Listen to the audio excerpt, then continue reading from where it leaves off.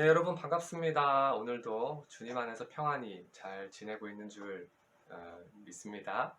여러분들 얼굴 좀 보려고 인증샷 좀 찍어서 올려달라 그랬더니 아무도 안 올려, 아무도. 네, 한 명만 올렸어요. 네, 여러분들 잘 지내고 있는 모습들, 건강한 모습, 얼굴, 아름다운 얼굴 우리 함께 좀 봅시다. 알았죠? 네. 오늘 말씀은 4월 8일 수요일 말씀, 마가복음 14장에 있는 말씀이에요. 오늘도 이주연 선생님의 목소리로 우리 함께 먼저 말씀을 읽도록 하겠습니다. 여러분도 새날을 펴들고 또 성경책을 펴들고 하나님의 말씀을 함께 읽으면 좋겠습니다. 그들은 겟세마네라는 곳으로 갔습니다. 예수께서 제자들에게 내가 기도하는 동안 여기에 앉아 있으라 하시고 베드로와 야고보와 요한만 따로 데리고 가셨습니다. 그리고 매우 근심에 잠겨 괴로워하셨습니다. 예수께서 그들에게 말씀하셨습니다. 내 마음이 너무 괴로워 죽을 지경이다. 너희는 여기 머물러 깨어 있으라. 예수께서는 조금 떨어진 곳으로 가셔서 땅에 엎드려 할 수만 있다면 그 순간이 그냥 지나가게 해주십사 기도하셨습니다. 예수께서 말씀하셨습니다.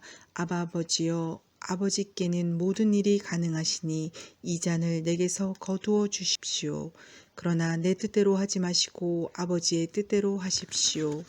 그리고 나서 제자들에게 돌아와 보시니 그들은 자고 있었습니다. 예수께서 베드로에게 말씀하셨습니다. 시몬아, 자고 있느냐? 내가 1시간도 깨어 있지 못하겠느냐? 시험에 들지 않도록 깨어서 기도하여라. 마음은 간절한데 육신이 약하구나. 예수께서는 다시 한번 가셔서 똑같은 말씀으로 기도하셨습니다. 그리고는 다시 오셔서 보시니 그들은 또 잠이 들어 있었습니다. 제자들이 너무 졸려 눈을 뜰 수 없었던 것입니다. 그들은 예수께 무슨 말을 해야 좋을지 몰랐습니다. 예수께서 3번째 그들에게 돌아오셔서 말씀하셨습니다. 아직도 절며 쉬고 있느냐? 이제 됐다. 때가 왔구나. 보라, 인자가 배반당해 죄인들의 손에 넘겨지게 됐다. 일어나라, 가자. 저기 나를 배반할 자가 오고 있다. 아멘. 네, 오늘 말씀은 예수님께서 제자들을 데리고 겟세마네 동산에 기도하러 올라가신 그러한 장면들이 나와 있습니다. 제자들 다 데리고 올라가셨는데 특별히 야고보와 또 베드로와 요한 이 세 제자만을 데리고 기도의 자리로 나아가시면서 그들에게 어떤 예수님이 가지고 계셨던 그 당시에 굉장한 괴로움과 고통, 마음의 고통들을 그들에게 말씀해 주십니다. 34절 중간에 보면 내 마음이 너무 괴로워서 죽을 지경이다. 너희는 여기 머물러 깨어 있으라 라고 이렇게 말씀하고 기도의 자리로 가십니다. 그리고 기도의 자리로 가셔서 잠시 후에 이제 돌아오셨더니 이 제자들이 다 자고 있는 거예요.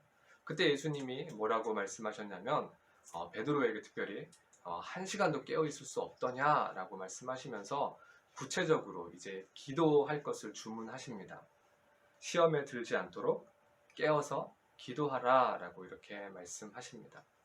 그러니까 예수님은 이 특별히 사랑하셨던 이 제자들을 데리고 그 자리에서 자신의 어떤 마음의 괴로움과 아픔들을 이렇게 나타내시고 표현해 주셨던 그 이유 속에는 그 제자들도 함께 예수님의 그 괴로움과 아픈 마음 가운데 동참하고 또 공감하고 기도함으로써 함께 그 하나님의 뜻을 바라보았으면 하는 그런 마음이 있었던 것 같아요. 네, 그래서 이제 거듭 제자들에게 그렇게 시험에 들지 않도록 깨어서 기도하라라고 말씀하시고 그렇게 이제 제자들에게 권면을 하셨죠. 예수님이 지금 어떤 때를 앞두고 있길래 이런 마음이셨냐고 하면 우리 41절 뒷부분에 보면 이제 때가 왔구나. 인자가 배반당해 죄인들의 손에 넘겨지게 됐다. 이제 예수님이 전에 말씀하셨던 대로 구체적인 어떤 십자가에서의 고난의 길을 걸어가셔야만 하는 그런 때가 바로 코앞에 다가온 것입니다. 그래서 제자들에게 또 그렇게 함께 말씀을 하셨는데 예수님이 그렇게 시험에 들지 않도록 깨어서 기도하라라고 말씀하신 것의 중요한 이유가 뭐냐면 우리가 기도라는 것에 대해서 생각해 볼 때 그것을 알 수 있어요. 기도가 과연 무엇이냐? 기도는 하나님의 뜻에 집중하는 시간이에요. 우리가 흔히 생각할 때 기도라고 하는 것은 내가 원하고 바라는 그 모든 것들을 하나님 앞에 이야기하는 것이다 라고 우리가 쉽게 생각하고 여길 수 있지만, 사실 그러한 부분도 들어있는 의미는 맞지만, 그러나 기도의 정말 본질적인 부분은 기도의 시간들을 통하여서 하나님의 뜻에 포커스를 맞추고 나의 생각과 어떤 나의 결정과 선택들을 그 하나님의 뜻에 맞추어 가기 위하여서 하나님의 도우심을 구하는 시간이라고 하는 거예요. 그래서 오늘 예수님도 그런 너무 괴로운 순간 앞에서 기도의 자리로 나아가셨고, 그리고 오늘 예수님의 기도의 내용을 보시면 36절 뒷부분에 보면 내 뜻대로 하지 마시고 아버지의 뜻대로 하십시오 라고 그 기도의 본질적인 부분에 대해서 예수님은 분명하게 오늘 말씀 가운데 우리에게 나타내주고 계십니다. 여러분, 우리가 매일매일 이 하나님의 말씀을 우리가 함께 묵상하고 또 잠시나마 기도의 시간을 갖는 것이 중요한 이유는, 우리가 그렇게 하지 않으면 늘 우리의 생각과 살아가는 것이나 또 어떤 선택과 결정들이 하나님의 뜻에서 벗어날 수밖에 없기 때문에 그렇습니다. 그래서 우리가 날마다 말씀을 통하여서 하나님의 뜻이 무엇인가를 우리가 확인하고 또 성령님의 어떤 깨닫게 해주시는 그 은혜를 입어서 그렇게 하나님의 뜻을 발견하고, 그리고 기도라는 것은 뭐예요? 그렇게 우리가 말씀을 통해서 발견한 하나님의 뜻에 내가 맞추어서 잘 살아갈 수 있도록 은혜를 구하고 도우심을 구하는 것이 바로 기도의 시간이라고 하는 겁니다. 그래서 우리가 그러한 말씀과 기도를 통해서 우리가 거룩하여질 수 있는 거예요. 오늘 우리 예수님께서 우리에게 과연 기도의 본질이 무엇인가, 예수님이 고통 가운데 있었지만 예수님이 그것을 잃지 않기 위하여서 하나님의 뜻에서 벗어나지 않기 위하여서 몸부림치신 거예요.